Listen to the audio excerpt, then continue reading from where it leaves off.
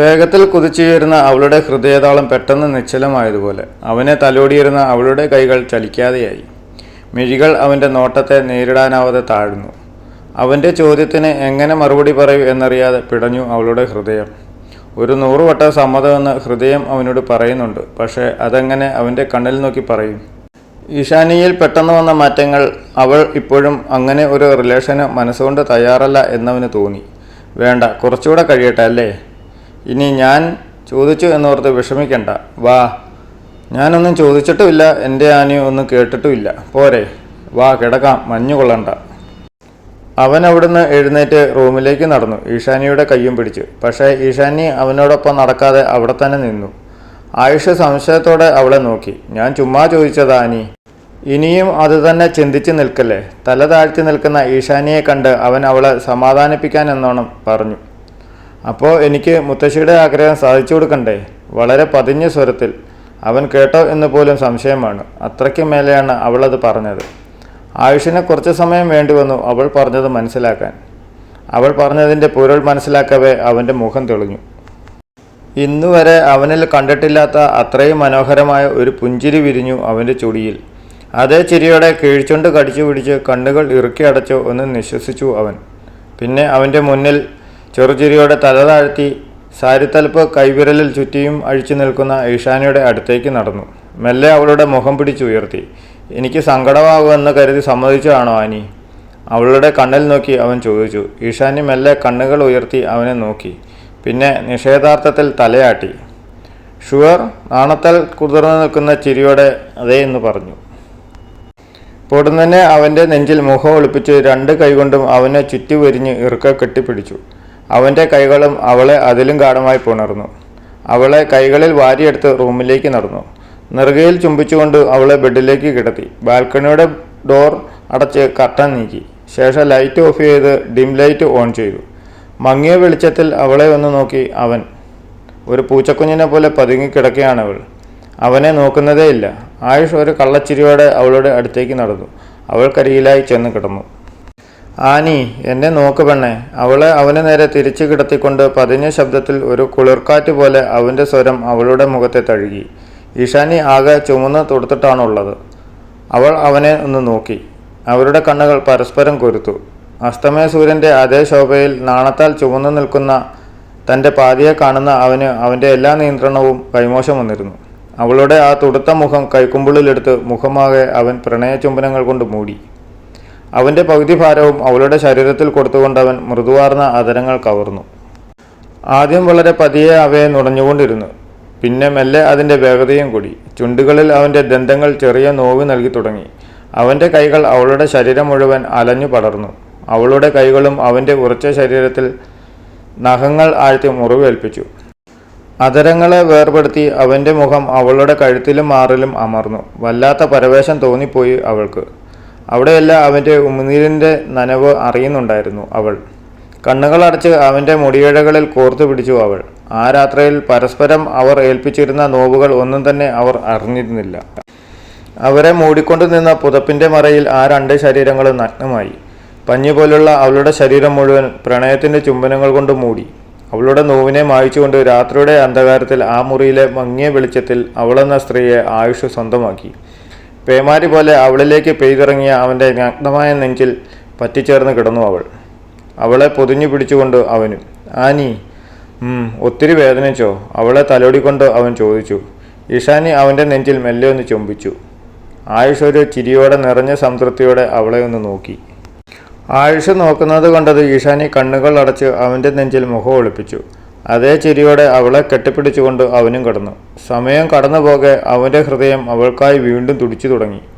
അവളെ പുണർന്ന അവൻ്റെ കൈകൾ ദിശ മാറി തലോടാൻ തുടങ്ങി. 2 പേരുടെ ശരീരം വീണ്ടും ചൂടുപിടിക്കുന്നതും വികാരങ്ങൾ മുറുകുന്നതും ഇരുവരും അറിഞ്ഞു തുടങ്ങി. ആ രാത്രിയിൽ അങ്ങനെ പലതവണ അവർ പരസ്പരം അലിഞ്ഞു ചേർന്നു. പുലർച്ചെ എപ്പോഴോ ആണ് ഇരുവരും തളർച്ചയോടെ നിദ്രയെ പുലുകിയത്. അപ്പോഴും അവളെ അവൻ്റെ ചൂടിൽ നെഞ്ചോട് ചേർത്ത് പിടിച്ചിരുന്നു അവൻ. പതിവിലും ഒരുപാട് വൈകിയാണ് ഈശാനി ഉണർന്നത്. ഒരു പുതപ്പിനുള്ളിൽ കരുത്തുറ്റ കൈക്കുള്ളിൽ നഗ്നമായ അവൻ്റെ നെഞ്ചിലാണ് അവൾ കിടക്കുന്നത്. അവൾ മെല്ലെ തല ഉയർത്തി അവനെ ഒന്ന് നോക്കി. നല്ല ഉറക്കത്തിലാണ്. നന്നേ വെളുത്ത നിറമാണ് അവന്. കഴിഞ്ഞ രാത്രിയിലെ ഓർമ്മയിൽ അവളിൽ നാണത്തിൽ കലർന്ന ഒരു പുഞ്ചിരി വിരിഞ്ഞു. അവൻ്റെ തലമുടിയിലൂടെ മെല്ലെ ഒന്ന് തലോടി. പെട്ടെന്നാണ് അവളുടെ ശ്രദ്ധ ക്ലോക്കിൽ ചെന്നെത്തിയത്. അയ്യോ, എൻ്റെ കണ്ണാ, ഇത്രയും വൈകിയോ? അവൾ പിടഞ്ഞെഴുന്നേൽക്കാൻ നിന്നതും ആയുഷ് അവളെ ബെഡിലേക്ക് തന്നെ കിടത്തി. അവളുടെ മാറിൽ അവൻ്റെ മുഖം അമർത്തി അവളെ കെട്ടിപ്പിടിച്ച് പുതപ്പൊന്നുകൂടെ വലിച്ച് അവളെ മൂടി. ഈശാനി ആകെ ഒന്ന് വിറച്ചുപോയി. അച്ചുവേട്ടാ. അവനൊരു ഈണത്തിൽ മൂളി. നേരെ ഒരുപാട് വൈകി, ഞാൻ പൊയ്ക്കോട്ടെ? വേണ്ട, അവളുടെ മാറിൽ മുഖം ഉരസിക്കൊണ്ട് അവൻ പറഞ്ഞു. അച്ചുവേട്ടാ. അവളൊരു ചിരിയോടെ ചുണുങ്ങിക്കൊണ്ട് അവൻ്റെ കഴുത്തിലൂടെ ചുറ്റിപ്പിടിച്ചു. ആയുഷ് അവളെയും ഇറുകെ പിടിച്ചുകൊണ്ട് ഒന്നും മറിഞ്ഞു. ഇപ്പോൾ അവൾക്ക് മേലെയാണ് അവൻ കിടക്കുന്നത്. പഞ്ഞിപോലെ മൃദുവായ അവളുടെ ശരീരത്തിൽ അവൻ അമർന്നു. ഈശാനിയുടെ 2 കൈകളും കോർത്തു പിടിച്ചുകൊണ്ട് അവളുടെ കഴുത്തിൽ മുഖം പൂഴ്ത്തി. അവിടെ മെല്ലെ നുണഞ്ഞു. കോർത്തു പിടിച്ച അവൻ്റെ കയ്യിൽ അവളും പിടിമുറുക്കി.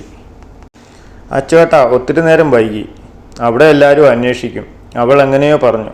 ആയുഷ് മെല്ലെ മുഖം ഉയർത്തി ക്ലോക്കിലേക്ക്. 8 മണി കഴിഞ്ഞു. പിന്നെ മെല്ലെ അവളുടെ മുഖത്തേക്ക് നോക്കി. അവളുടെ മുഖം നന്നായി ചുമന്നിട്ടുണ്ട്. അവളുടെ കണ്ണുകൾ അവനെ നേരിടാനാവാതെ പിടയുന്നുണ്ട്. അവൻ ആ കണ്ണുകളിൽ മെല്ലെ ഒന്ന് ചുംബിച്ചു. ആനി, അവൻ മെല്ലെ വിളിച്ചു. ഈശാനി മെല്ലെ കണ്ണുകൾ ഉയർത്തി അവനെ നോക്കി, ചൊടിയിൽ മനോഹരമായ ഒരു പുഞ്ചിരിയോടെ. Thank you so much for being mine. I love you so much, more than anything in this world. അവളുടെ ചുണ്ടിൽ അമർത്തി ചുംബിച്ചുകൊണ്ട് അവളുടെ കണ്ണുകളിൽ നോക്കി അടങ്ങാത്ത പ്രണയത്തോടെ അവൻ പറഞ്ഞു. പിന്നെ അവളെയും കെട്ടിപ്പിടിച്ച് ചെരിഞ്ഞു കിടന്നു. ഞാൻ പൊയ്ക്കോട്ടെ? ഇപ്പോൾ തന്നെ പോകണോ? നിർബന്ധമാണോ? കുറച്ചുകൂടെ കഴിഞ്ഞിട്ട് പോയാൽ പോരെ ആനി? അവളുടെ ചെവിയിൽ മെല്ലെ കടിച്ചുകൊണ്ട് അവൻ ചോദിച്ചു. അവരൊക്കെ അന്വേഷിക്കും. പിന്നെ അച്ചുവേട്ടന് ഓഫീസിൽ പോകണ്ടേ? പോകണം. എന്നാലും നീ ചെല്ല്, അവൻ എന്തോ ആലോചനയോടെ പറഞ്ഞു. എന്തേ പോണില്ലേ? അവൻ സമ്മതം കൊടുത്തിട്ടും പോകാതെ നിൽക്കുന്ന ഈശാനിയെ കണ്ട് സംശയത്തോടെ അവൻ ചോദിച്ചു. എൻ്റെ ഡ്രസ്സ്. അവൾ തെല്ലും മടിയോടെ അവനെ നോക്കാതെ പറഞ്ഞു. ആയുഷ് ഒരു കള്ളച്ചിരിയോടെ അവളെ ഒന്ന് നോക്കി. അവൻ കുസൃതിയോടെ നോക്കുന്നത് കണ്ട് ഈശാനി അവൻ്റെ നെഞ്ചിലൊന്ന് നുള്ളി. ഓ, എന്താണ് ഭാര്യയെ ഇങ്ങനെ നോക്കാതെ ഡ്രസ്സ് എടുത്തതാ? ഇങ്ങനെ നോക്കാനും ഒരു പ്രത്യേക സുഖമുണ്ട് പെണ്ണെ, അതല്ലേ? നേരം വൈകുന്നു, പെട്ടെന്ന് എടുത്തേ അച്ചുവേട്ടാ, എനിക്ക് പോകണം. കിടന്ന് പിടയ്ക്കാതെ, ഞാൻ നോക്കട്ടെ. ദാ ഇതിട്ടോ ഇപ്പോൾ തൽക്കാലം. സോഫയിൽ കിടക്കുന്ന അവൻ ഇന്നലെ അടിച്ചിട്ട ഷർട്ട് കയ്യെത്തിച്ച് എടുത്തുകൊണ്ട് അവൻ പറഞ്ഞു. ഇതോ? അപ്പോൾ പാൻറ്റോ? പാൻറ്റ് മാത്രം ആക്കണ്ട, എൻ്റെ ടൈയും ഷൂവും ഒക്കെ ഇട്ടോ. അയ്യേ, അതൊക്കെ എന്തിനാ? എൻ്റെ ആനി, നീ ഇപ്പോൾ ബാത്റൂമിലേക്കല്ലേ പോകുന്നത്? അവിടം വരെ പോകാൻ ശരിക്കും ഇപ്പോൾ ഒരു ഡ്രസ്സിൻ്റെയോ ആവശ്യമില്ല. പിന്നെ നീ അങ്ങനെ പോകില്ല എന്നറിയാവുന്നത് കൊണ്ടാണ് ഇപ്പോൾ ഇത് തന്നത്. അതുകൊണ്ട് അങ്ങോട്ടേക്ക് പോകാൻ ഇത് മതി. പുതപ്പിനുള്ളിലൂടെ അവൻ തന്നെ അവൾക്ക് ഇട്ടുകൊടുത്തുകൊണ്ട് പറഞ്ഞു. ഈശാനി പിന്നെ മെല്ലെ ബെഡിൽ നിന്ന് ഇറങ്ങി. അവളുടെ മുട്ടിന് മേലെ വരെയുള്ള അവൻ്റെ ഷർട്ട് വലിച്ചിറക്കുന്നുണ്ട്. ആനി, നിനക്ക് ഇപ്പോൾ തന്നെ കുളിച്ച് താഴെ പോകണമെന്ന് നിർബന്ധമുണ്ടോ? കമിഴ്ന്ന് കിടന്ന് തലചരിച്ച് അവളെ നോക്കിക്കൊണ്ട് അവൻ ചോദിച്ചു. ഉണ്ട്. എന്താ അച്ചുവേട്ടാ? എന്നാ ഇങ്ങനെ എൻ്റെ മുന്നിൽ നിന്ന് കൊതിപ്പിക്കാതെ ചെന്ന് കുളിക്കാനി. ഈശാനി പെട്ടെന്ന് തന്നെ മാറ്റാനുള്ള ഡ്രസ്സ് എടുത്ത് ബാത്റൂമിൽ കയറി. ആയുഷ് ഒരു ചിരിയോടെ അവൾ വെച്ച തലേണയും കെട്ടിപ്പിടിച്ച് കമിഴ്ന്ന് കിടന്നു. ഈശാനി കുളിച്ചു വന്നപ്പോഴത്തേക്കും അവൻ ഉറങ്ങിയിരുന്നു. പിന്നെ അവനെ ഉണർത്താതെ വേഗം താഴേക്ക് പോയി. നേരം വൈകിയത് കൊണ്ട് തന്നെ ജാളിതയോടെയാണ് അവൾ അങ്ങോട്ട് പോയത്. ചെല്ലുമ്പോൾ തന്നെ കണ്ടു ഹർഷൻ ഒരുപാട് ഫയലുകളും തുറന്നു വെച്ച് ലാപ്പിൽ എന്തൊക്കെയോ ചെയ്യുന്നു. ഇതെന്താടാ, ഒരു കൊല്ലത്തെ ഫയൽസ് ഉണ്ടല്ലോ, എന്തു പറ്റി? ഓഫീസ് കാര്യങ്ങളിൽ ഏർപ്പെടാൻ തീരുമാനിച്ചോ നീ? അങ്ങോട്ടേക്ക് വന്ന മാഹി ഹർഷനോട് ചോദിച്ചു. ഇല്ല, ഇതൊക്കെ 2 വർഷം കൂടി കഴിഞ്ഞിട്ട്. ഇപ്പോൾ ഇതൊരു ടെസ്റ്റാ. ഇതെല്ലാം നോക്കി ഇതിൽ വന്ന മിസ്റ്റേക്ക് കണ്ടുപിടിക്കണം. കണ്ടുപിടിച്ചാൽ അപ്പോൾ എനിക്ക് 2 വർഷം കൂടി ലൈഫ് എൻജോയ് ചെയ്യാം. അല്ലെങ്കിൽ നാളെ മുതൽ ഓഫീസിൽ പോകണം. ആര് പറഞ്ഞു? വേറെ ആര് പറയാൻ, ഏട്ടൻ തന്നെ. അതുവരെ എല്ലാം കേട്ടു നിന്ന ഈശാനി ഒന്ന് ഞെട്ടി. ആയുഷ് എപ്പോൾ ഇതെല്ലാം പറഞ്ഞു എന്നാണ് അവൾ ചിന്തിക്കുന്നത്. ഇതൊക്കെ എപ്പോൾ പറഞ്ഞു നിന്നോട്? മഹി ചോദിച്ചു. ഇന്ന് രാവിലെ രാജീവ് എനിക്ക് ഫയൽസ് കൊണ്ടു തന്നു. അപ്പോൾ തന്നെ ഏട്ടൻ വിളിച്ചു പറയുകയും ചെയ്തു. ഇതെങ്ങാനും ചെയ്തില്ല പിന്നെ എൻ്റെ കാര്യം കട്ടപ്പുക. ആദ്യപോലെ ഓഫീസ് വീട് ആയിപ്പോവും മോനെ. So don't disturb, I am very busy. അപ്പോഴാണ് അങ്ങോട്ടേക്ക് വന്ന ഈശാനിയെ അവർ കാണുന്നത്. എടി ഏട്ടത്തി, ഏട്ടൻ ഓഫീസിൽ പോകാൻ റെഡിയായോ? ഹർഷൻ അവളെ കണ്ടപാടെ ചോദിച്ചു. ഇല്ല ഹർഷേട്ടാ, കുറച്ച് കഴിഞ്ഞ് വരും. എന്നാൽ നീ എനിക്കൊരു കോഫി എടുത്തേ. ഇപ്പോൾ കൊണ്ടുവരാം. അവൾ വേഗം അവനുള്ള കോഫി എടുക്കാൻ പോയി. മഹിയേട്ടന് വേണോ? പോകുമ്പോൾ അവൾ വിളിച്ചു ചോദിച്ചു. വേണ്ട, ഞാൻ കുടിച്ചു. എടാ ഹർഷ, ഞാൻ ഇന്നലെ ഒരു അത്ഭുതം കണ്ടടാ. എന്തത്ഭുതം? ഹർഷൻ ലാപ്പും ഫയലും നോക്കിക്കൊണ്ട് തന്നെ അവനോട് ചോദിച്ചു. നമ്മുടെ ആയുഷ് ഇന്നലെ രാത്രി കിച്ചണിൽ ഈശുവിനെ പച്ചക്കറി എടുത്തു വെക്കാൻ സഹായിക്കുന്നു. ആരെങ്കിലും പറഞ്ഞാൽ വിശ്വസിക്കുമോ? ഞാൻ ശരിക്കും കണ്ടടാ. ആ അതാണോ? അത് ഞാനല്ലേ ഏട്ടൻ്റെ കയ്യിൽ കൊടുത്തേ. നീയോ? എന്നിട്ട് അവൻ അത് വാങ്ങി അങ്ങനെ നിന്നോ? നിന്നെ ഒന്നും പറഞ്ഞില്ലേ? ഇല്ലടാ.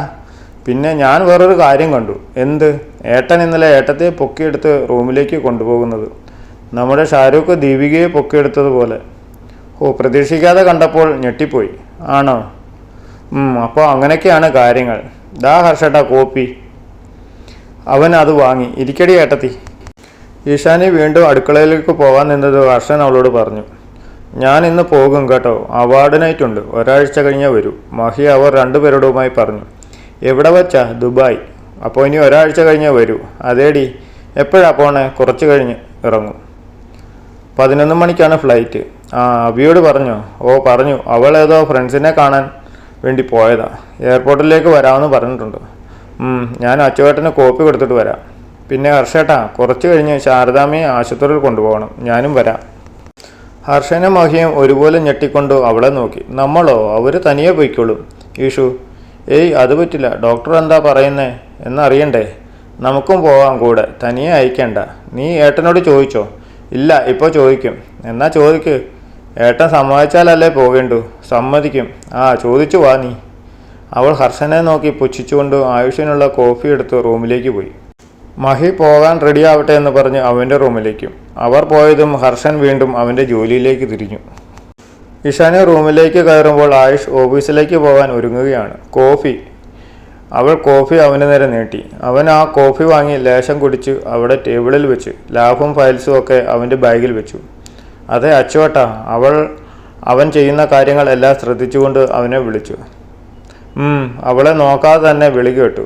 അത് പിന്നെ ശാരദാമ്മയെ കാണിക്കാൻ ആശുപത്രിയിൽ പോകണം. പോകാൻ പറ. ഞാൻ ഇന്നലെ പറഞ്ഞില്ലേ? അതല്ല. പിന്നെ കാശ് വല്ലതും വേണോ? എൻ്റെ പേഴ്സിൽ കാണും, എടുത്തു കൊടുക്കുക. അയ്യോ അതല്ല. പിന്നെന്താടി? അവൻ ദേഷ്യത്തിൽ ചോദിച്ചു. ഉയർന്ന അവൻ്റെ ശബ്ദത്തിൽ അവളൊന്ന് ഭയന്നു. ഞാൻ ഹർഷട്ടനും കൂടെ പൊയ്ക്കോട്ടെ ഡോക്ടറെ കാണാൻ. എന്തിന്? അമ്മ തനിച്ച് പോകണ്ടേ? പിന്നെ ഇവിടുത്തെ ജോലി പോകുക എന്ന് കരുതി ഡോക്ടർ റെസ്റ്റ് എടുക്കാൻ പറഞ്ഞാൽ ഒന്നും നമ്മളറിയില്ല. അതാ, പാവമല്ലേ. അതൊന്നും വേണ്ട. അവരുടെ മക്കളെ വിളിക്കാൻ പറ. അവർക്ക് വേണ്ടിയല്ലേ ഈ ജോലി ചെയ്ത് കഷ്ടപ്പെടുന്നത്. അപ്പോൾ അവർ തന്നെ നോക്കണം. കാശ് വേണമെങ്കിൽ കൊടുക്ക്. പ്ലീസ് അച്ചുവേട്ടാ. ആനി, ഞാൻ ഒരു തവണ പറഞ്ഞു. വീണ്ടും അത് തന്നെ ചോദിക്കരുത്. അവൻ നല്ല ദേഷ്യത്തോടെ തന്നെ അവളോട് പറഞ്ഞു. അവൻ ദേഷ്യപ്പെട്ടപ്പോൾ അവൾക്ക് സങ്കടം വന്നെങ്കിലും പുറമേ കാണിച്ചില്ല. പെട്ടെന്നാണ് ആയുഷിൻ്റെ ഫോൺ റിങ് ചെയ്തത്. ആ ഫോൺ എടുത്ത് ആരാണെന്ന് നോക്കിയേ ആയുഷ് അവളോട് പറഞ്ഞു. ഈശാനി നിറഞ്ഞു വന്ന കണ്ണുകൾ അവൻ കാണാതെ മറച്ചുകൊണ്ട് അവൻ്റെ ഫോൺ നോക്കി. സ്ക്രീനിൽ തെളിഞ്ഞ പേര് കണ്ടതും ദേഷ്യവും സങ്കടവും വന്നു. നോക്കി നിൽക്കാതെ ഇങ്ങ് താ ആനി. ആരാ വിളിക്കുന്നേ? അവൻ അവൾക്ക് നേരെ തിരിഞ്ഞ് ഫോണിനായി കൈ നീട്ടി. ഈശാനി ചുണ്ടു കുറിപ്പിച്ച് ഒന്നും മിണ്ടാതെ അവന് ഫോൺ കൊടുത്തു. ആയുഷ് ഒരു ചിരിയോടെ ഫോൺ എടുത്തു. പറയൂ അനുപമ. ഈശാനി വിഷമത്തോടെ ചെറിയ സങ്കടത്തോടെയും അവിടെ നിന്ന് പോകാൻ നിന്നതും അവളുടെ കയ്യിൽ ആയുഷിൻ്റെ പിടി വീണിരുന്നു. ഈശാനി അവനെ ഒന്ന് നോക്കി. അവൻ അവളെ നോക്കുന്നല്ല, അനുപമയുമായി സംസാരിക്കുന്ന തിരക്കിലാണ്. ഈശാനി അവൻ്റെ കൈ പിടിച്ച് പോകാൻ ശ്രമിച്ചു. ആയുഷ് അവളുടെ കയ്യിലെ പിടി വിടാതെ തന്നെ അവളുടെ അടുത്തേക്ക് നടന്നു. ഒരു കൈ കൊണ്ട് അവളുടെ ഇടുപ്പിലൂടെ ചുറ്റിപ്പിടിച്ചു. എങ്ങും വിടാതെ അവനോട് ചേർത്ത് നിർത്തി.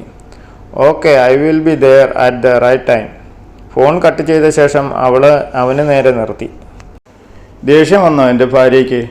അവൻ അവളുടെ മുഖം പിടിച്ചുയർത്തി അവളുടെ കണ്ണിൽ നോക്കിക്കൊണ്ട് ചോദിച്ചു. അവൾ ഇല്ലെന്ന് തലയാട്ടി. പിന്നെ സങ്കടമായോ? അവളൊന്നും മിണ്ടിയില്ല. പക്ഷേ അവളുടെ കണ്ണുകൾ നിറഞ്ഞു തുളുമ്പി. എന്താ അനി? അമ്മ പാവുക. അല്ലെന്ന് ഞാൻ പറഞ്ഞോ? ഇല്ല. പിന്നെ കൂടെ ആരെങ്കിലും വേണ്ടേ? അതിന് നീ അവരുടെ ആരാടി? ഈ ഉള്ളകാലം മുഴുവൻ ജോലി ചെയ്തത് അവരുടെ 3 മക്കൾക്ക് വേണ്ടിയാണ്.